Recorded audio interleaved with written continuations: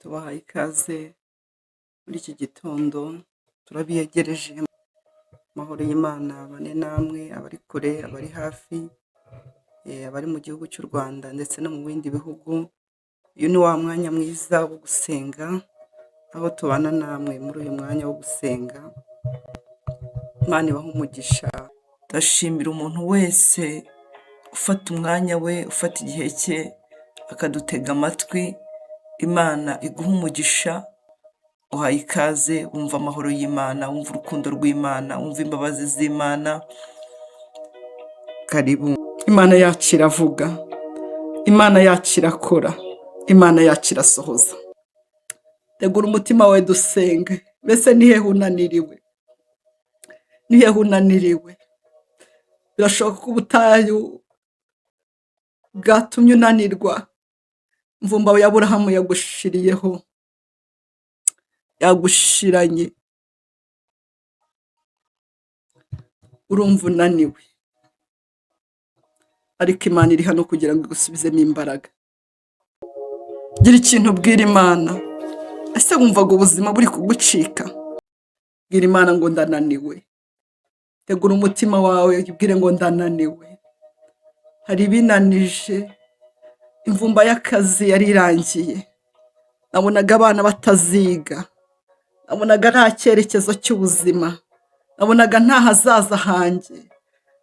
Inzu nari ifite bayiteje cyamunara.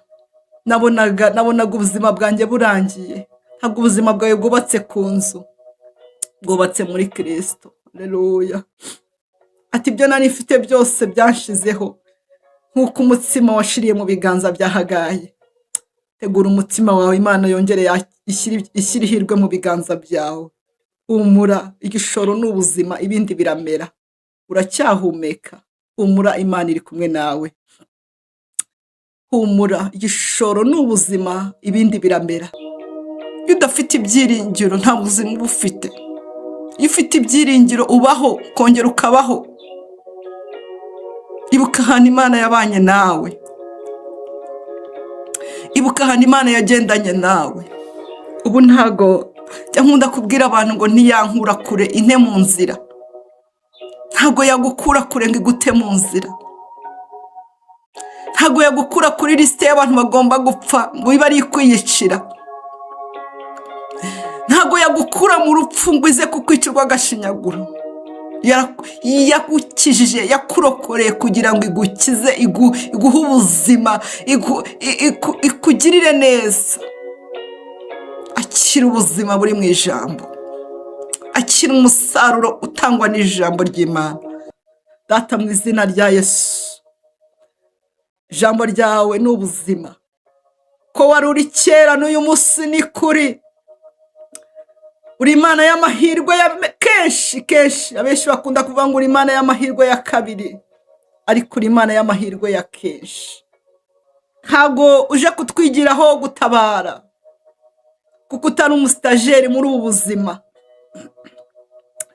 Ntago uje kutwigiraho kugira neza, kuko si ubwa mbere ugira neza. Uri Imana ifite imbaraga ku kintu icyo ari cyo cyose, ku muntu uwo ari we wese, ku hantu aho ari hose. Twumvise ijambo ryawe. Ijambo ryawe rigereranyije n'imvura, ngo iyo urivuze, ngo icyo uvuze uragikora, icyo uvuze uragisohoza. Hari icyo uvuze ku buzima bwacu. Reka twirengagize wenda ibyo wavuze, kuko ibihe bishobora kubitwibagiza. Ariko uyu mwanya uvuganye natwe, hari icyo uvuze ku buzima bwacu. Uvuze ko imvura itanga umusaruro, uvuze ko imvura izana ubuzima. Ijambo ryawe rizana ubuzima ku buzima bwacu. Reka ikintu cyose kiri mu isi y'umwuka kimenye ko ijambo ryawe rivuzwe ku buzima bwacu. Imana ishimwe. Reka ikintu cyose cyari cyaradusuzuguye, cyari cyaradutesheje agaciro, cyumve ko Imana ivuze ku buzima bwacu. Reka ikintu cyose cyari cyaratesheje agaciro uyu mubyeyi, uyu mukobwa, cyumve ko Imana ivuze ku buzima bwe. Hagayi waramutabaye, kandi si we wenyine. Jambo ryawe riratubwiye ngo imvumba ya Aburahamu yashira kandi igashira tukiri mu butayu, ngo ariko dufukuriye isoko. Imana ishimwe, haleluya. Imvumba zashize ni nyinshi. Hari imvumba z'akazi, hari imvumba z'ibishoro, hari imvumba nyinshi zagiye zishira, hari n'imvumba z'amasambu y'imiryango, hari imvumba nyinshi z'ubucuruzi butandukanye, z'ubuzima butandukanye. Bya bintu byose abantu barebagaho byitwa imvumba byagiye bibashirana. Hari n'abari bafite insengero basengeragamo, bazifunga bakumva ko birangiranye n'agakiza. Izo nazo ni imvumba, ariko abo nabo uvuganye nabo ngo ntabwo wabaretse, nubwo barambitse umwana hasi bakumva ko agakiza karangiye kuko batagiterana kubera insengero zifunze. Ahubwo uvuganye natwe ko wafukuriye Hagayi isoko mu butayu. Hari isoko ugiye gufukura mu buryo bw'umwuka, hari isoko ugiye gufukura mu buryo bw'umubiri. Muri ubu butayu hari isoko ugiye gufukura. Twakiriye isoko yawe Kristo mu buryo bw'umwuka, tuguye umwuma. Mu buryo bw'umwuka twumva ducitse intege, mu buryo bw'umwuka twumva imitima yacu inaniwe. Ariko ongera ufukure isoko y'amazi y'ubugingo, itembe iva mu nda zacu. Twumva Imana muri twe, twumva ubuzima bw'Imana butembera, tugendana ubuzima bw'Imana, tubyukana ubuzima bw'Imana, twirirwana ubuzima bw'Imana, aho dukorera, aho tugenda, abo tubana nabo batubonemo ubuzima bw'Imana. Situwasiyo yose twaba turimo twumva ubuzima bw'Imana. Urakoze Yesu. Mu gihe abandi babuze amahoro, twumva isoko y'amahoro iri nyinshi muri twe. Mu gihe abandi babuze umunezero, twumva isoko y'umunezero ari nyinshi muri twe. Nubwo bitatunezeza, mu gihe tutarabona ibyo dushaka, twumva amahoro yawe atembera muri twebwe, kuko uri byose kugufite. Haleluya. Hari abantu bashiriwe, imvumba za Aburahamu zibashiriraho, ibyaha byose by'ibifatika birarangira. Ntarondora amazina, biriya byose byamushizeho, yari imvumba.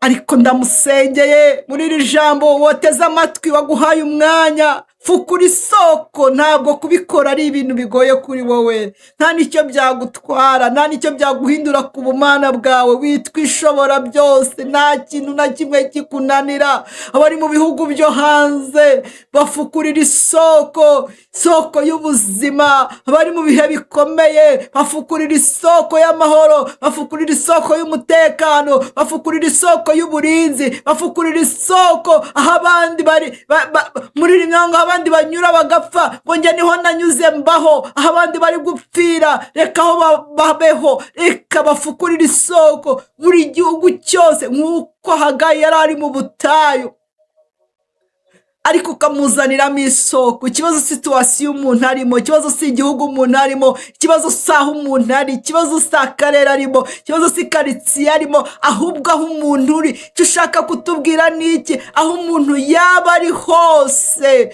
wamufukurira isoko. Situwasiyo yaba arimo yose wamufukurira isoko. Agace yaba arimo kose wamufukurira isoko. Urugo yaba arimo rwose wamufukuriramo isoko. Karitsiye yaba arimo yose wamufukuriramo isoko. Ikibanza yaba afite cyose wagifukuramo isoko. Iseta yaba ariho yose wayifukuraho isoko. Agace yaba atuyemo kose wagafukuramo isoko. Ikirere yaba atuyemo nashaka bari icy'abarozi wagifukuramo isoko, akajya yumva ubuzima bw'Imana.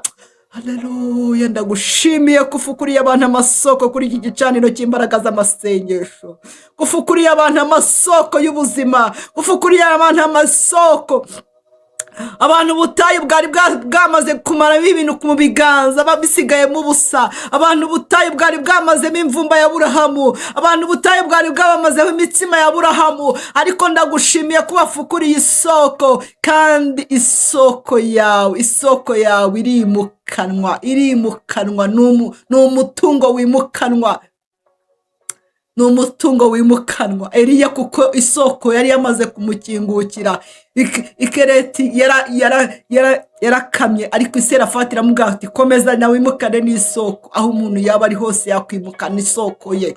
Mana, ndagushimiye ko abantu bagiye kwimukana isoko yabo, abantu bagiye kugendana amasoko, abantu bagiye kwicarana amasoko mu ofisi, abantu bagiye gucuruzanya amasoko, abantu bagiye kubakana amasoko, abantu fukuye amasoko mu ngo z'abantu, fukuye amasoko mu buzima bw'abantu. Urakoze, ndagushimiye.